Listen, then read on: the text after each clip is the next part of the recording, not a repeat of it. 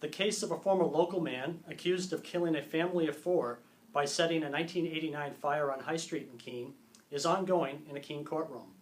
David B. McLeod, 57, was arrested in 2010 in Sacramento, California, where he was living. It is a high-profile case in part because his arrest was the first for the New Hampshire Department of Justice's cold case unit. McLeod was a suspect in the initial fire investigation but wasn't charged until after the cold case unit reopened the case in 2009. What was really interesting for me just looking at that file is this fire happened like a month before I was born. So thinking way back to how long this case has been going on, how long the investigation sort of been hanging out there, I think it was a really interesting aspect of this case for me.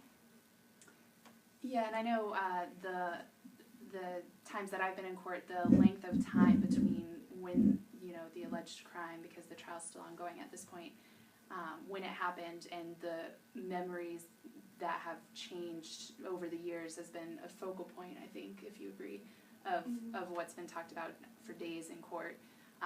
Often the lawyers, will ask witnesses what they remember, and then they'll say, well, that's not exactly what you said, almost 25 years ago. And so there's this whole thing where they, being truthful right after it happened, why has their memories changed, things like that have played a big role. And I know also I thought it was interesting that although this happened a long time ago, a lot of the witnesses and people that lived on High Street are still, if not in Keene, certainly in like the Monadnock region. So I think it's something a lot of our readers either know people who were involved or have personal ties to this case. What's it like for you, Alyssa, just covering the emotion of all this, because it's been pretty sort of emotional in the courtroom, it seems?